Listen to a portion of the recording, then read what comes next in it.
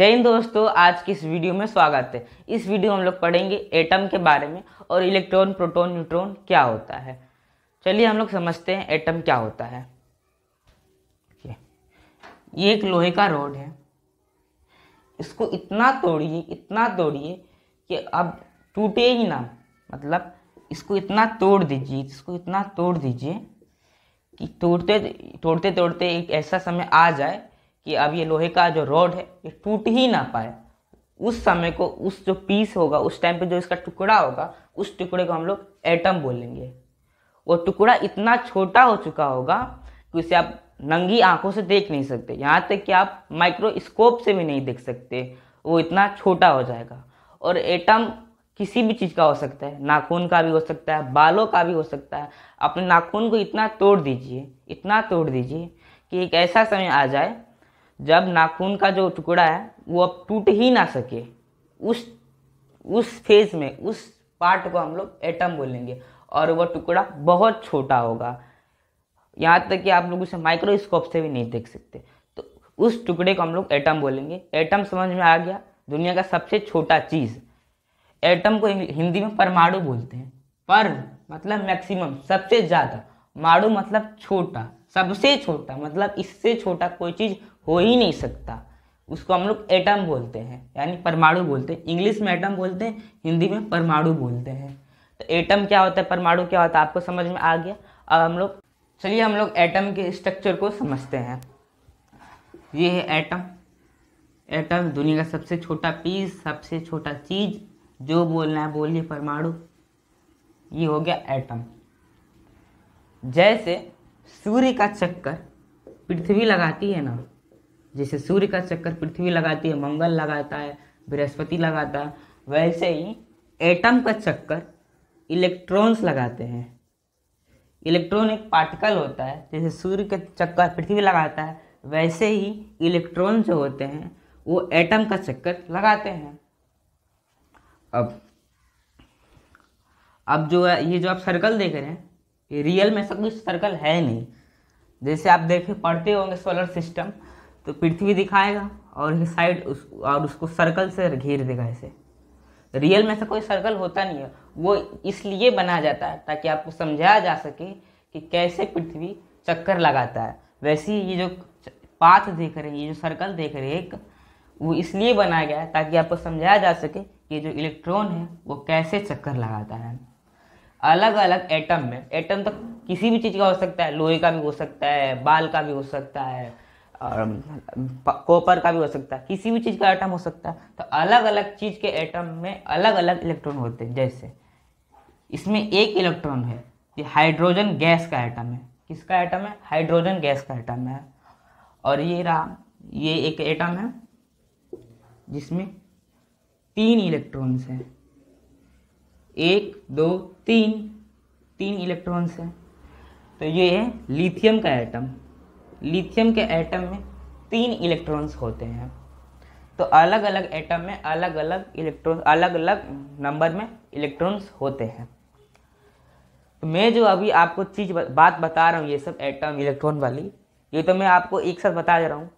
क्या ये सब चीज़ एक ही दिन मिल गई होगी, समझ में आ गई होगी? इस चीज़ को पता करने के लिए सैकड़ों साल लगे, न जाने कितने वैज्ञानिक आए और गए, तब जाके हमको ये सब चीज़ों के बारे में पता चला। तो हम लोग अच्छे शुरू से पढ़ते हैं, और शुरू से मतलब पढ़ते हैं मतलब जब एटम की शुरुआत हुई थी खोजने की, तब से पढ़ते हैं। आखिर एटम के बारे में इतना नॉलेज हमें मिला कहाँ से? तो एटम के बारे में सबसे पहले हमको जानकारी दिया था रदरफोर्ड ने। उनसे पहले वैज्ञानिक आए थे, लेकिन उन्होंने हमें कुछ खास जानकारी नहीं दी थी। तो चलिए हम लोग रदरफोर्ड का एक्सपेरिमेंट पढ़ते हैं। रदरफोर्ड ने आखिर कैसे एटम के बारे में पता लगाया। रदरफोर्ड ने एक सोने का एटम लिया। ये हो गया सोने का एटम, और उसके चारों तरफ ये इलेक्ट्रॉन्स है, ये इलेक्ट्रॉन।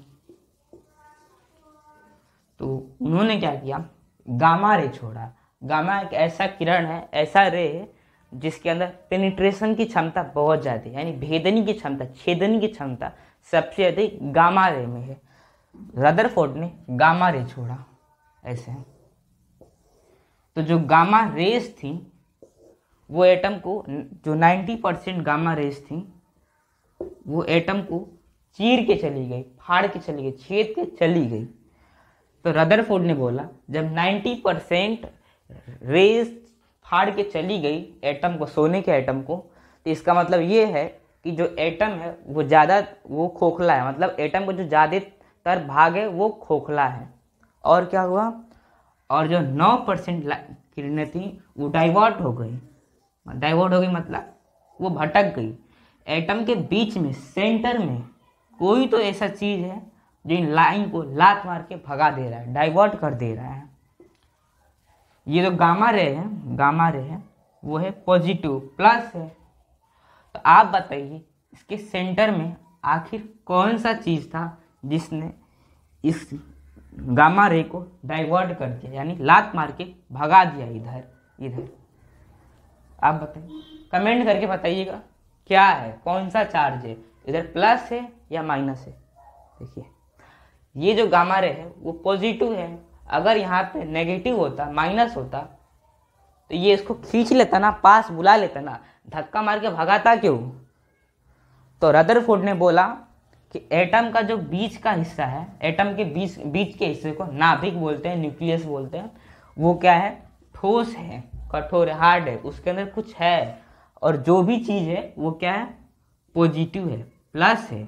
अगर प्लस नहीं होता तो ये गामा रेस को लात मार के भगाता नहीं, अपनी ओर खींच लेता। तो यहाँ पे क्या है, कौन सा चार्ज है, प्लस चार्ज है।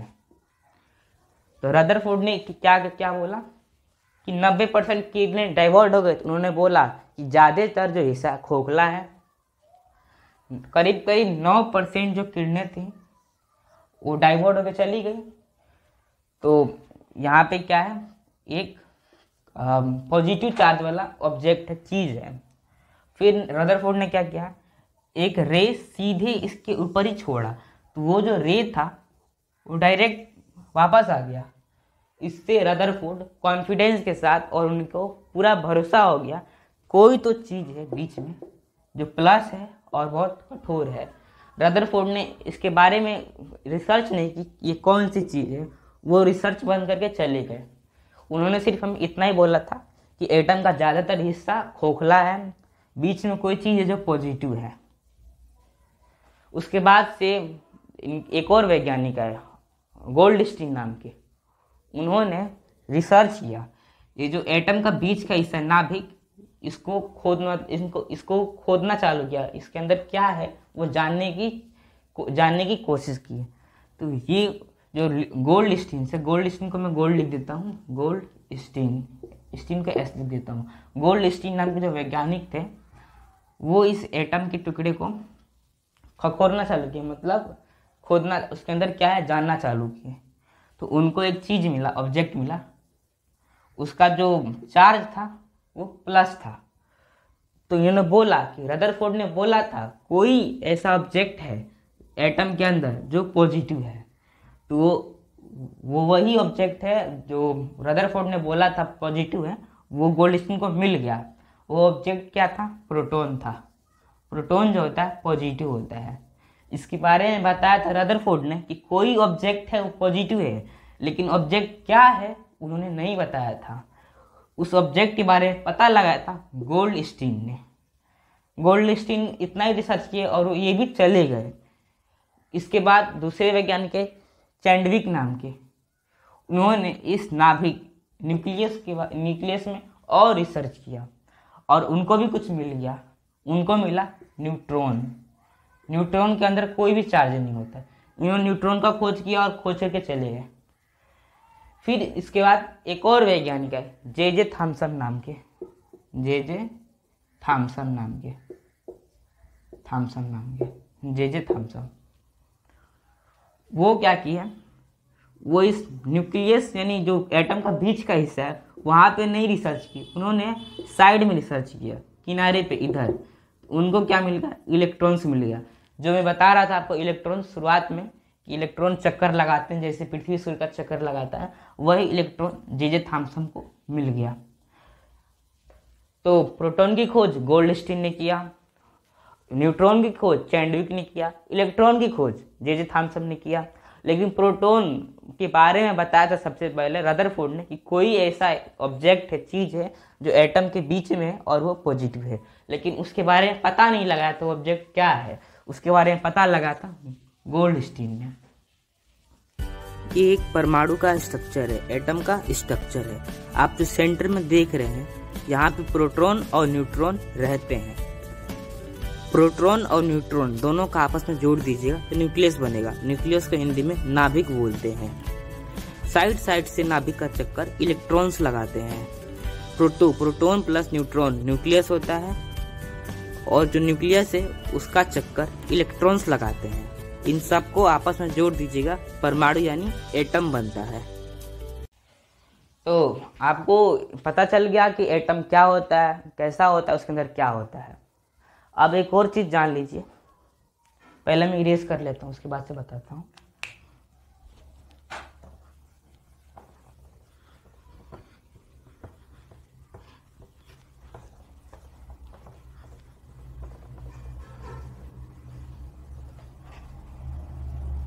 देखिए इलेक्ट्रॉन को हम लोग ई से दिखाते हैं। इलेक्ट्रॉन जो होता है माइनस में होता है। प्रोटॉन को पी से दिखाते हैं। प्रोटॉन जो होता है वो प्लस होता है और न्यूट्रॉन जो होता है इसके पास कोई चार्ज नहीं होता। किसी भी एटम में देखिए ये एक एटम है। एटम इन सबको मिला के बोलते हैं, इलेक्ट्रॉन प्रोटॉन न्यूट्रॉन को सबको मिला के एटम बोलते हैं। ये जो प्रोटॉन और न्यूट्रॉन जो है ये बीच में होते हैं, ये नाभिक में। ये जो बीच वाला हिस्सा दिख रहा है ना, इसको नाभिक बोलते हैं। इस नाभिक का चक्कर लगाता है इलेक्ट्रॉन। ये इलेक्ट्रॉन नाभिक का चक्कर लगाता है इलेक्ट्रॉन। इधर बीच में है प्रोटॉन न्यूट्रॉन। एक चीज जानिए कि नाभिक में न्यूक्लियस में जितना प्रोटॉन रहेगा उतना ही इलेक्ट्रॉन रहेगा। समझिएगा ऐसे, प्रोटॉन जो होता है वो प्लस में होता है और जो इलेक्ट्रॉन जो होता है वो माइनस में होता है। किसमें होता है? माइनस में। और प्लस माइनस आपस में अट्रैक्ट करते, खींचातानी करते हैं। इधर पॉजिटिव, इधर में प्रोटॉन यानी पॉजिटिव है, इधर में इलेक्ट्रॉन है तो नेगेटिव है। ये पॉजिटिव नेगेटिव को खींचता है और ये नेगेटिव पॉजिटिव को खींचता है। आपस में खींचातानी के चक्कर में नच जाता है। जो इलेक्ट्रॉन होता है वो चक्कर लगाने लग जाता है। बीच में जो न्यूक्लियस है नाभिक है। तो ये समझ में आ गया आपको कि कैसे इलेक्ट्रॉन घूमता है गोल गोल और नाभिक का चक्कर लगाता है।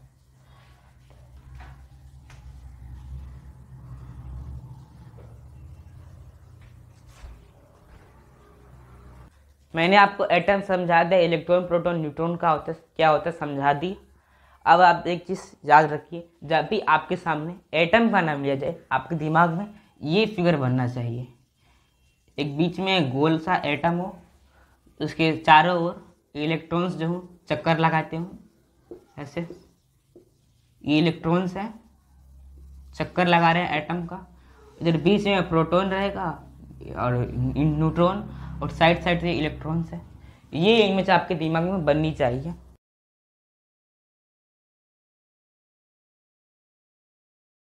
ये प्रोटॉन जो होता है पॉजिटिव होता है, इलेक्ट्रॉन हमेशा माइनस में होता है, न्यूट्रॉन के पास कोई भी चार्ज नहीं होता। तो ये फिगर आपके दिमाग में हमेशा रहना चाहिए। जब भी आपसे बोला जाए एटम तो आपके दिमाग में ये तस्वीर बननी चाहिए। एटम ऐसा होता है, बीच में एक गोल सा रहेगा और साइड साइड से इलेक्ट्रॉन्स चक्कर लगाएंगे उसका। जैसे इधर जब आपको बोला जाए सोलर सिस्टम तो आपके दिमाग में क्या आएगा? इधर में सूर्य रहेगा, इधर ये रहा बुध, मरकरी, वेनस, ये रहा अर्थ, ये रहा मार्स। ऐसे करके आपके दिमाग में इमेज बनता है ना। उसी तरह जब भी आपसे बोला जाए एटम तो आपके दिमाग में ये वाला इमेज बनना चाहिए, ये वाला कि बीच में एटम और साइड साइड से इलेक्ट्रॉन्स। बीच में नाभिक, इसको नाभिक बोलते हैं। जो बीच वाला हिस्सा है ना जिसमें प्रोटॉन और न्यूट्रॉन रहते हैं उसको नाभिक बोलते हैं वो। और साइड साइड से इलेक्ट्रॉन, इन सबको मिला के एटम बोलते हैं। ये फिगर आपके दिमाग में होना चाहिए। आई होप आपको वीडियोस पसंद आया होगा। मैंने जो आपको समझाया वो समझ में आया होगा। जय हिंद दोस्तों।